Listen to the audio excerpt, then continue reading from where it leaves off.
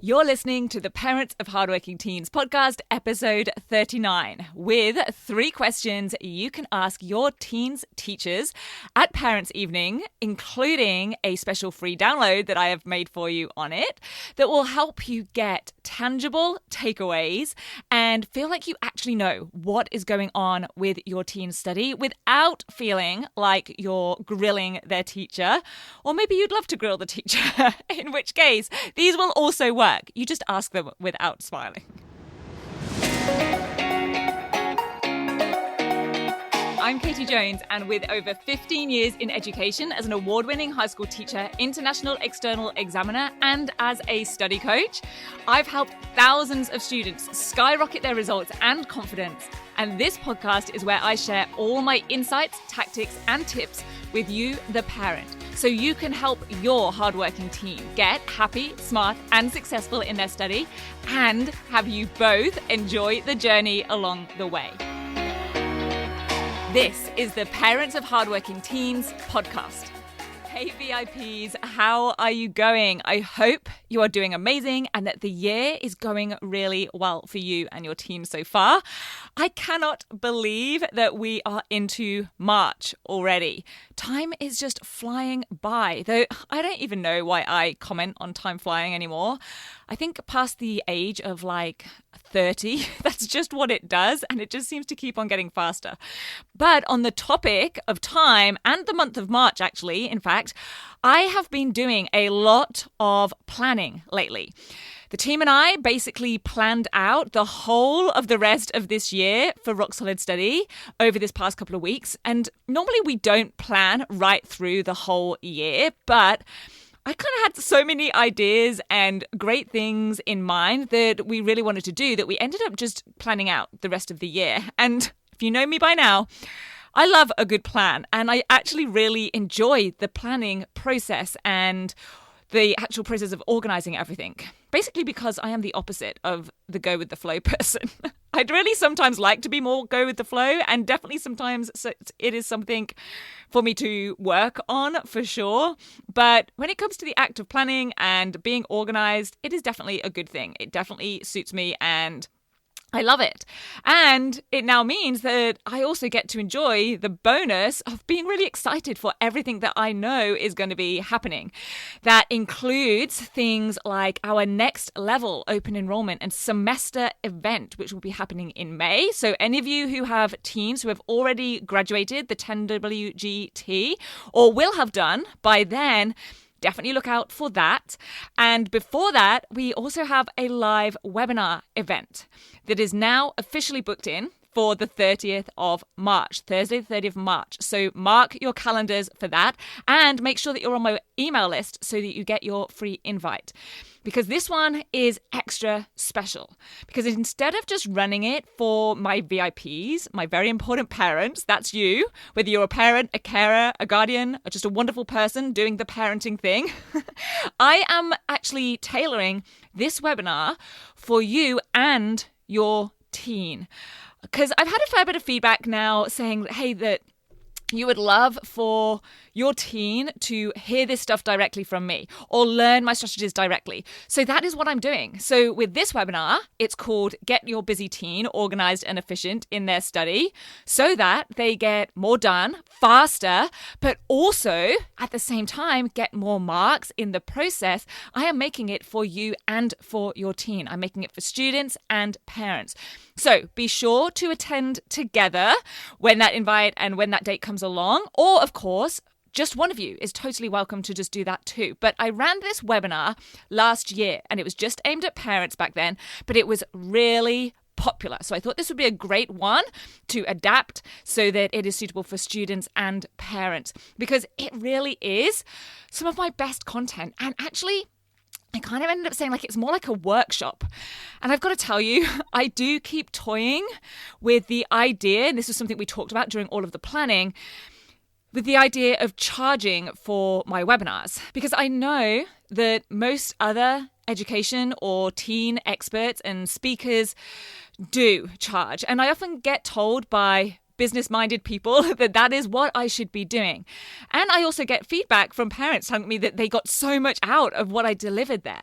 And so I will tell you that for this upcoming Parent and Teen webinar on the 30th of March, mark your calendar, this is definitely one where I considered turning it into a paid event, because it's super practical and is full of some of my top strategies. But to be honest, I want to run a parent and student free event first before I potentially switch to being paid. And really, honestly, I just don't want to spend right now the time and effort on setting up all of the payment stuff. That is really the honest reason behind it, because having a paid event is never just as straightforward as setting up a payment page on a website. There is a lot of connecting and linking between the payment and then the registration on all of the back-end admin and webinar access logistics that also needs to happen. And right now, with the new upgrade that I'm making to deliver this for parents and teens, I just don't want to add all of that to the list. But I may decide to charge for things like this in future. So it's a little heads up, and definitely make the most of it while I am keeping this free. And talking of parent and teen events, smooth segue here. Today, I want to talk about parents' evenings. Or at least that's what they used to be called. I think these days they get given all sorts of titles like parent-teacher meetings, conferences, interviews, maybe parent-teacher encounters. Just joking. I don't think I've heard one called that. But of course, I'm coming at this from the teacher perspective, not a parent perspective. But I'm hoping that will be helpful for you, because in my experience at least, what I think often happens is parents and carers and your teen, if they attend with you, sort of sit and listen while we as the teachers mostly talk at you and your teen. And that can obviously be really informative. And I know that's kind of what you're there for. But as a teacher, I actually really love it when parents ask me questions. And I think there can be a lot of benefits to you as the parent.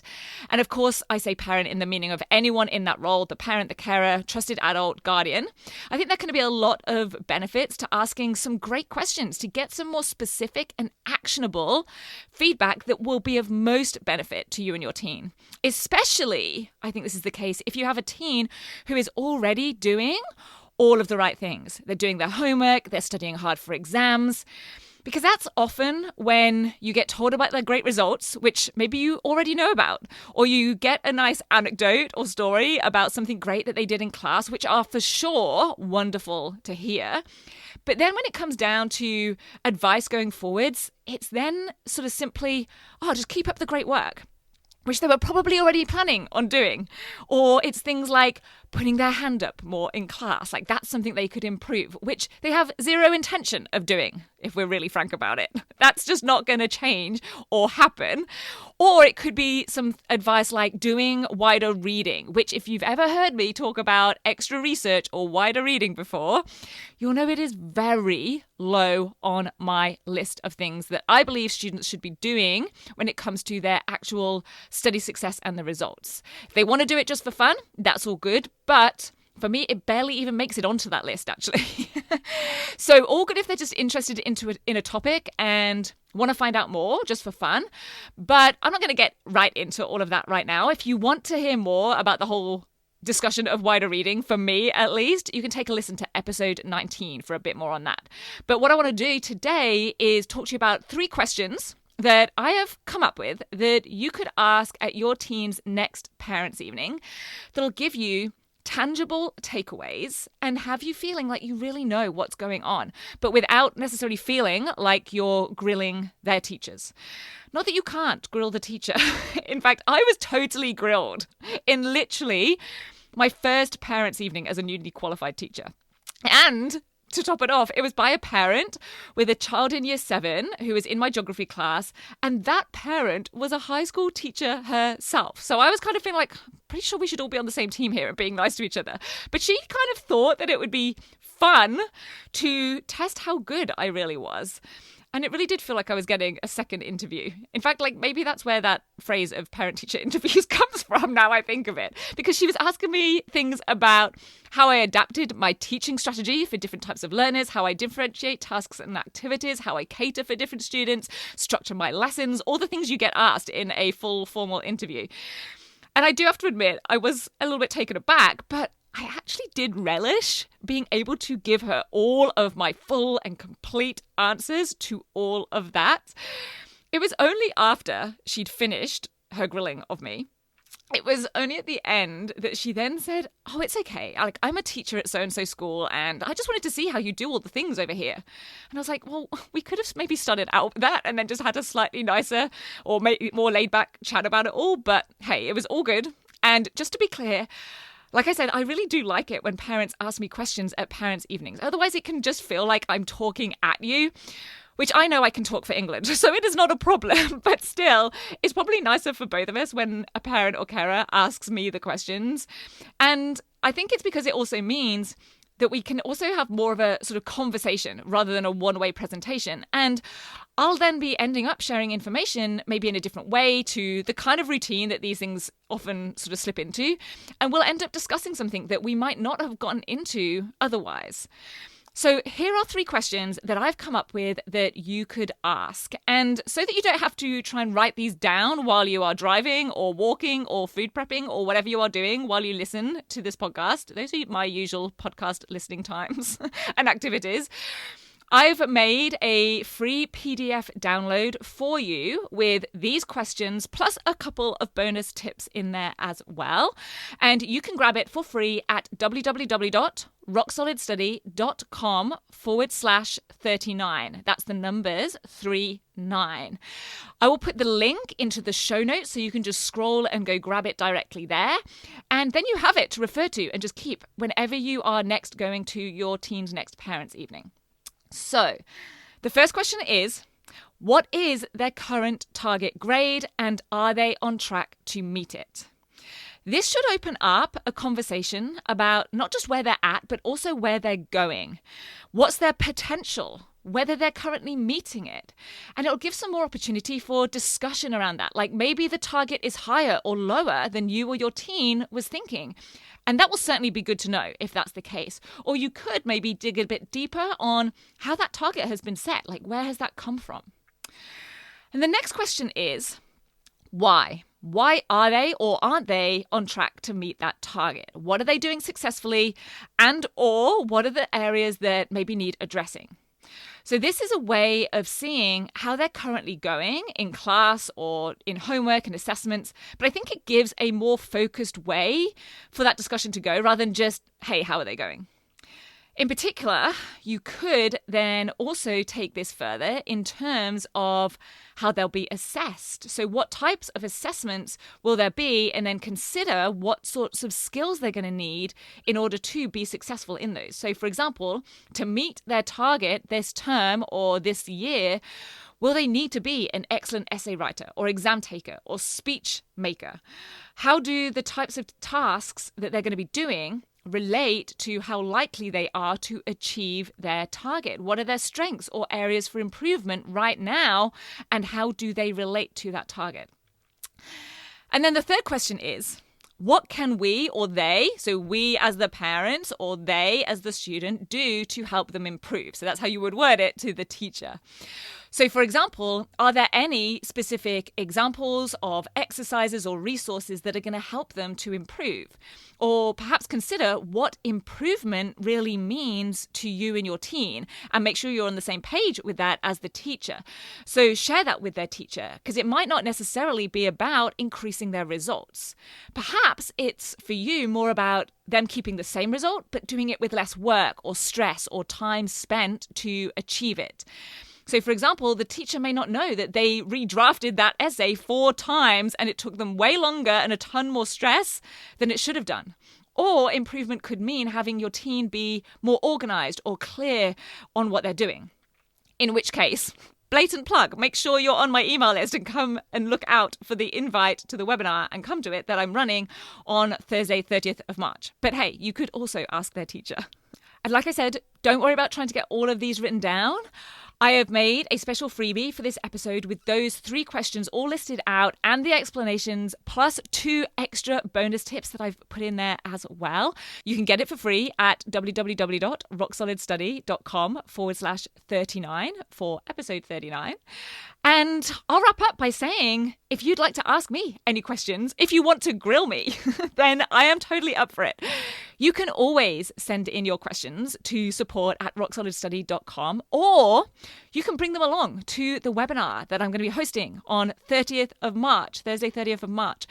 Get your busy teen organized and efficient in their study without them sacrificing their grades and actually increasing their results, their confidence, and their success in a sustainable way. I'm going to be hosting an open Q&A at the end of that webinar, so you can bring along your questions there and have me answer you live personally. So I hope that you find the Parents' Evening questions that I've shared with you in this episode helpful to get the most out of your next Parents' Evening or conversational consult or whatever other fun title it is given at your teen's school. And I hope you have an excellent rest of your week. I will meet you back here next week for another episode. No need to book in an appointment to meet me. You've always got a seat saved right here on the podcast. I'll see you back here then. Bye for now. If you're ready to have your teen achieve their best possible results with less stress, then I want to invite you to enroll them in the 10-week Grade Transformation Program, where they're going to learn the key concepts, skills, and strategies to catapult their performance in assessments and exams. It's risk-free. They either achieve bigger and better results with a whole lot more confidence in 10 weeks, or we refund you in full. Just head over to www.rocksolidstudy.com/program, and I'll see you there.